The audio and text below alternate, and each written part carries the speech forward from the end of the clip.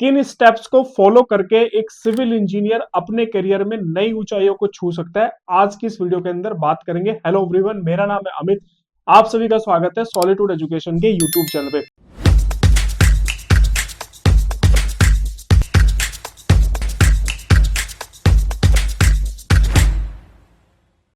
आज एक काफी इंटरेस्टिंग टॉपिक पे हम लोग बात करेंगे और हमारे टॉपिक का नाम है career path for civil engineers.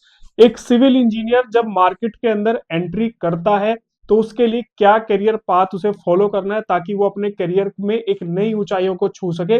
बिल्कुल डिटेल में मैं डिस्कस करूंगा, वीडियो को लास्ट तक जरूर देखना क्योंकि आज आपको काफी क्लियरिटी जो है इस वीडियो से मिलने वाली है। चलते हैं, बात करते हैं। बेसिकली जब एक सिविल इंजीनियर अपना जो करियर जो है वो स्टार्ट करता है तो बेसिकली उसके पास दो तरह के ऑप्शन होते हैं। हर एक सिविल इंजीनियर के पास में दो तरह के करियर ऑप्शन होते हैं। सबसे पहला जो करियर ऑप्शन होता है वो होता है साइट एग्जीक्यूशन, मतलब साइट पे जाके जो वर्क होता है, जो साइट कंस्ट्रक्शन का जो वर्क होता है वो साइट एग्जीक्यूशन के अंदर आता है। और दूसरा जो हमारे पास में ऑप्शन होता है वो होता है ऑफिस की जॉब। कुछ लोग साइट एग्जीक्यूशन को पसंद करते हैं, कुछ लोग जो है ऑफिस की जॉब को पसंद करते हैं। अब साइट एग्जीक्यूशन के लिए आपका जो पाथ है या रोड मैप है वो क्या रहेगा वो डिस्कस करेंगे।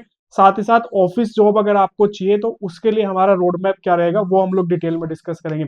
सबसे पहले हम लोग बात करेंगे साइट एग्जीक्यूशन की, क्योंकि ये एक ऐसा करियर ऑप्शन है जो कि आसानी से मार्केट के अंदर मिल जाता है और ज्यादातर सिविल इंजीनियर अपने करियर की जो शुरुआत करते हैं वो साइट एग्जीक्यूशन से ही स्टार्ट करते हैं। इसके अंदर हमारा सबसे पहला जो फर्स्ट स्टेप जो आता है, स्टेप 1, वो होता है साइट इंजीनियरिंग। देखो, अगर आपको साइट एग्जीक्यूशन में अपना करियर बनाना है तो हमारा सबसे पहला स्टेप होता है साइट इंजीनियरिंग।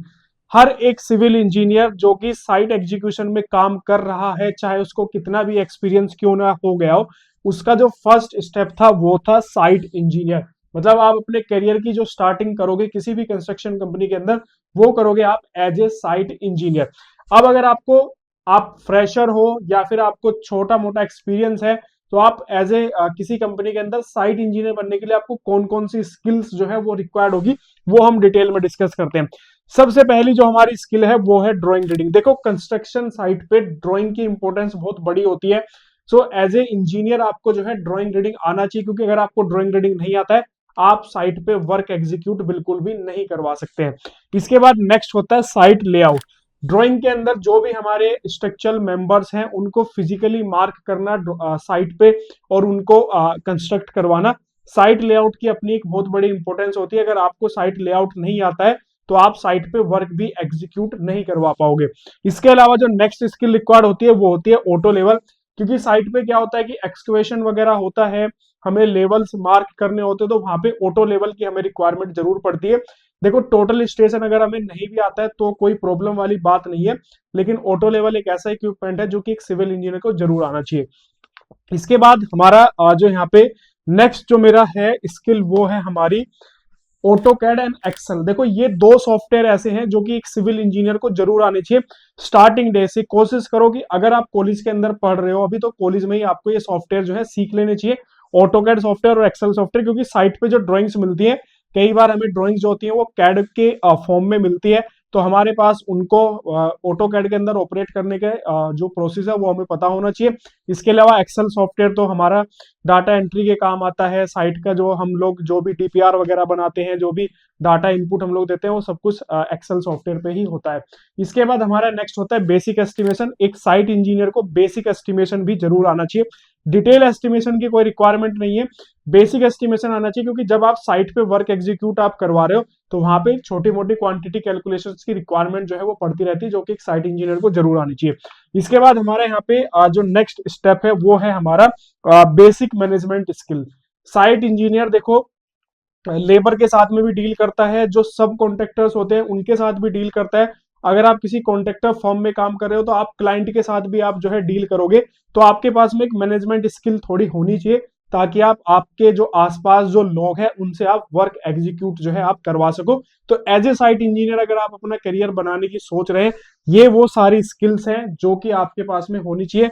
आप ये पेड स्किल भी ले सकते हैं, कहीं से कोर्स करके भी सीख सकते हैं। इसके अलावा आपको फ्री रिसोर्सेज भी जो है काफी इंटरनेट पे मिल जाएंगे।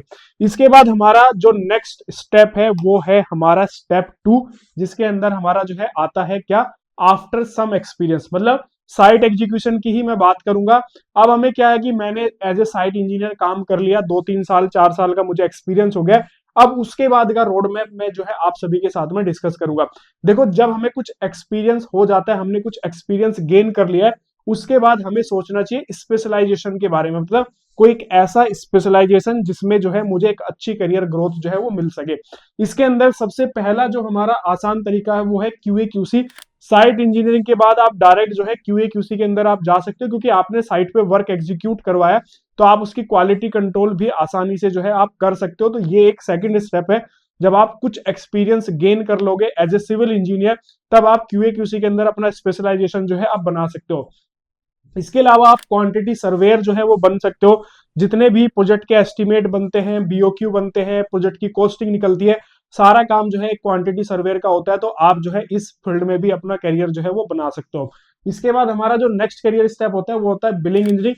एक बहुत ही अच्छी और रेपुटेड पोस्ट होती है बिलिंग इंजीनियर की, और काफी सारे सिविल इंजीनियर जो है इस पोस्ट को काफी पसंद करते हैं। तो आप जो है कुछ एक्सपीरियंस गेन करने के बाद में आप एज ए बिलिंग इंजीनियर भी जो है अपना करियर जो है आगे बढ़ा सकते हैं। इसके बाद हमारे यहाँ पे जो नेक्स्ट स्टेप है वो है प्लानिंग इंजीनियर। देखो, प्लानिंग इंजीनियर की आज के टाइम में काफी इंपॉर्टेंस है, और धीरे धीरे ये इंपॉर्टेंस काफी बढ़ती जा रही है। प्लानिंग इंजीनियर का मेनली काम क्या होता है कि जितने भी एक्टिविटी साइट पे हो रही है उनकी प्लानिंग करना, टास्क कितने दिन में कंप्लीट होगा, प्रोजेक्ट की जो लाइफ साइकिल है उसको डिसाइड करना, ये सारे काम जो है प्लानिंग इंजीनियर के होते हैं। तो प्लानिंग इंजीनियरिंग भी एक अच्छा करियर ऑप्शन है उन इंजीनियर्स के लिए जो इंडिया में और इंडिया के अलावा अगर कोई गल्फ कंट्रीज वगैरह के अंदर जाना चाहते हैं। गल्फ कंट्री के अंदर अगर आप अपना करियर बनाना चाहते हो तो क्यूए क्यूसी इंजीनियर और प्लानिंग इंजीनियर, ये दो ऐसी करियर पोस्ट है जो कि आपको वहां पे आसानी से जॉब जो है दिला सकती है। नेक्स्ट आता है टेंडरिंग एंड कॉन्ट्रैक्ट इंजीनियर। आप इस फील्ड में भी अपना करियर जो है वो बना सकते हो, क्योंकि किसी भी कंपनी को अगर कॉन्ट्रैक्ट लेना है तो उसके पास में जो टेंडरिंग एंड कॉन्ट्रैक्ट की जो टीम होती है, पूरे प्रोजेक्ट की कॉस्टिंग एनालिसिस और सारी चीजें वो डॉक्यूमेंटेशन वर्क करती है, तभी जो है वो जाके कहीं पे कॉन्ट्रैक्ट जो है वो ले पाती है। तो ये भी एक ऐसा करियर ऑप्शन है जिसको आप सिलेक्ट कर सकते हो। प्रोजेक्ट मैनेजमेंट स्किल्स आपकी ये एडवांस आगे लेवल की चीजें हो गई, मतलब लास्ट जो स्टेज होती है हमारी कि वे हमने ये सारे स्टेप कंप्लीट कर लिए, QA QC, quantity survey, billing, planning, tendering and contract. उसके बाद हम जो है किसी कंपनी के अंदर एज ए प्रोजेक्ट मैनेजर भी अप्लाई कर सकते हैं, फिर एज ए प्रोजेक्ट मैनेजर भी जो है हम काम कर सकते हैं। तो साइट एग्जीक्यूशन के अंदर जो मेन मेन हमारे स्टेप्स थे सारे मैंने आपके साथ डिस्कस किए। सबसे पहले साइट इंजीनियरिंग के बारे में बात किया, जब एज ए फ्रेशर आप अपने करियर स्टार्ट करोगे, उसके बाद कुछ स्किल गेन करने के बाद में आप इन स्पेशलाइजेशन की तरफ अपना करियर जो है वो बढ़ा सकते हो। बात करते हैं अब हम ऑफिस जॉब की, जो कि आजकल के जो नए सिविल इंजीनियर मार्केट के अंदर आ रहे हैं उनके लिए सबसे बड़ा हॉट टॉपिक है। क्योंकि ज्यादातर जो अब नए सिविल इंजीनियर मार्केट के अंदर आ रहे हैं वो साइट एग्जीक्यूशन में काम नहीं करना चाहते हैं, उनको जो है डे वन से ही ऑफिस जॉब चाहिए।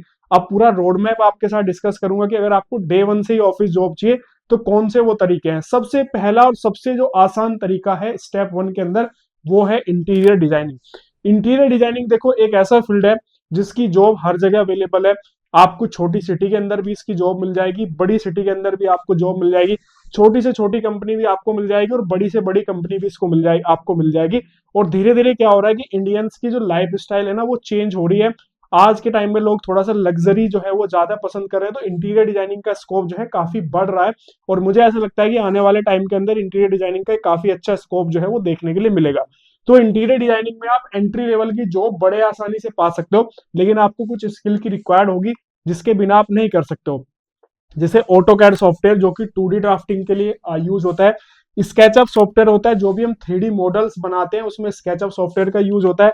इसके अलावा वीरे सॉफ्टवेयर फॉर रेंडरिंग जो है वो यूज किया जाता है। इसके अलावा अगर आप देखोगे तो लुमियन सॉफ्टवेयर होता है जो वॉक थ्रू वगैरह बनती है या फिर हम लोग रेंडर्स वगैरह निकालते हैं।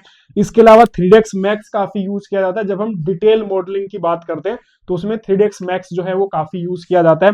इसके अलावा अगर आप देखोगे तो फोटोशॉप सॉफ्टवेयर का भी, जो हम इमेजेस वगैरह रेंडर करके निकालते हैं उसका टेक्सचरिंग वगैरह उसका कुछ बेसिक ट्रीटमेंट अगर हमें करना होता है तो हम वो फोटोशॉप सॉफ्टवेयर के अंदर करते हैं। तो अगर आप 2025 के अंदर या आने वाले टाइम के अंदर ऑफिस जॉब लेना चाह रहे हो डे वन से, या फिर आपका इंटरेस्ट है इंटीरियर डिजाइनिंग के अंदर, तो ये वो सारी स्किल्स आपको रिक्वायर्ड पड़ने वाली है अगर आप इंटीरियर डिजाइनिंग के अंदर जो है अपना करियर जो है वो बनाना चाहते हैं। अब इसके बाद में नेक्स्ट हम लोग बात करते हैं कि ऑफिस जॉब के अंदर हमारा जो नेक्स्ट ऑप्शन है वो हमारे पास में क्या हो सकता है।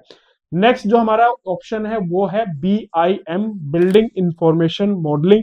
बहुत ही हॉट टॉपिक है, काफी इंफॉर्मेशन आपको इंटरनेट पर इसके बारे में मिलेगी, और काफी लोग इसके बारे में बात कर रहे हैं कि भाई फ्यूचर है ये कंस्ट्रक्शन इंडस्ट्री का, और बहुत कुछ इसमें आने वाला है, और बहुत कुछ करियर जो है इसके अंदर बन सकता है। तो BIM भी एक ऐसा ऑप्शन है जो कि आपको स्टार्टिंग डेज से ही, कॉलेज से निकलते ही आपको जो है ऑफिस की जॉब जो है दिला सकता है। BIM के अंदर क्या है कि देखो, BIM अलग अलग वर्क के लिए यूज होता है। BIM अगर आप इंफ्रास्ट्रक्चर में काम करना चाहते हो तो वहां पे आपके सॉफ्टवेयर अलग रिक्वायर्ड होंगे। अगर आप बिल्डिंग के फील्ड में अगर आप करना चाहते हो तो वहां पे आपको अलग सॉफ्टवेयर रिक्वायर्ड होंगे। तो इसके अंदर मल्टीपल सॉफ्टवेयर का जो है कॉम्बिनेशन होता है। जैसे कि रेविट सॉफ्टवेयर सबसे ज्यादा यूज किया जाता है, रेविट और नेविस, ये दो सॉफ्टवेयर का कॉम्बिनेशन जो है सबसे ज्यादा यूज किया जाता है। रेविट के अंदर हमारा Revit architecture, Revit structure, Revit MEP, तीनों पार्ट जो है वो आपको काफी अच्छे से आने चाहिए। इसके बाद नेक्स्ट जो है, अभी प्रेजेंट टाइम में टेक्ला ने भी BIM के अंदर एंट्री मारी है। तो टेक्ला भी काफी बड़े लेवल पे जो है BIM के अंदर यूज किया जा रहा है। इसके अलावा BIM कोलैब एक सॉफ्टवेयर है जो कि कोलैबोरेशन का काम करता है, तो ये भी काफी यूज किया जा रहा है। इसके अलावा अगर आप देखोगे तो डायनेमो सॉफ्टवेयर होता है जो कि एक विजुअल कोडिंग बेस जो है सॉफ्टवेयर है, जिसमें हम कुछ कमांड इनपुट करते हैं और ये उसका रिजल्ट हमें जो है शो करके दे देता है। इसके अलावा अगर आप देखोगे तो ये कुछ सॉफ्टवेयर है जो कि कॉमनली जो है BIM के अंदर यूज किए जा रहे हैं। इसके अलावा जैसे मैंने आपको बताया कि आपका वर्क किस टाइप का है, उसके अकॉर्डिंग जो है ये सॉफ्टवेयर जो है चेंज हो सकते हैं। मान लो आप इंफ्रास्ट्रक्चर्स के अंदर हाईवे में आप BIM में काम कर रहे हो, वहां पे सॉफ्टवेयर आपके अलग हो सकते हैं। आप बुलेट ट्रेन मेट्रो प्रोजेक्ट्स के BIM में अगर आप काम करना चाहते हो तो वहां पे आपके अलग सॉफ्टवेयर हो सकते हैं। इसके अलावा ब्रिजेस में, रेलवे में अगर आप काम कर रहे हो तो वहां पे आपके अलग सॉफ्टवेयर हो सकते हैं। तो इसके अंदर क्या होता है कि सॉफ्टवेयर का जो कॉम्बिनेशन है वो टाइप ऑफ वर्क के ऊपर डिपेंड करता है। इसके बाद हमारा जो नेक्स्ट जो स्टेप आता है वो है स्ट्रक्चरल डिजाइनिंग। ये भी काफी अच्छा टॉपिक है और काफी बेहतर करियर ऑप्शन है एक सिविल इंजीनियर के लिए। तो ये भी आपको डे वन से स्टार्टिंग की जॉब जो है दिला सकता है। इसके अंदर कुछ स्टेप सॉफ्टवेयर होते हैं जैसे स्टैड एंड ईटैब। अगर आप बिल्डिंग डिजाइन के अंदर अपना करियर बनाना चाह रहे हैं तो ये दो ऐसे सॉफ्टवेयर हैं जो कि सबसे ज्यादा यूज किए जाते हैं। अभी टेक्ला स्ट्रक्चर डिजाइनर जो है वो भी काफी वाइडली जो है वो यूज किया जा रहा है डिजाइनिंग के लिए। तो आप तीन सॉफ्टवेयर सीख सकते हैं बिल्डिंग डिजाइनिंग के लिए, स्टैड, ईटैब या फिर टेक्ला। इसके बाद नेक्स्ट आता है ओपन नोड है, इसके अलावा सिविल 3D है। ये दोनों सॉफ्टवेयर जो है हाईवे डिजाइनिंग के लिए यूज किए जाते हैं। तो अगर आप हाईवे डिजाइनिंग में करियर बनाना चाहते हैं तो ये सॉफ्टवेयर आपके लिए काफी यूजफुल रहेंगे। इसके अलावा मिडास है, CSI ब्रिज है, ये ब्रिज डिजाइनिंग के लिए यूज किए जाते हैं। इसके अलावा ओपन रेल सॉफ्टवेयर है, और जो वाटरवेज प्रोजेक्ट्स होते हैं उनको डिजाइनिंग के लिए जो है अलग सॉफ्टवेयर है।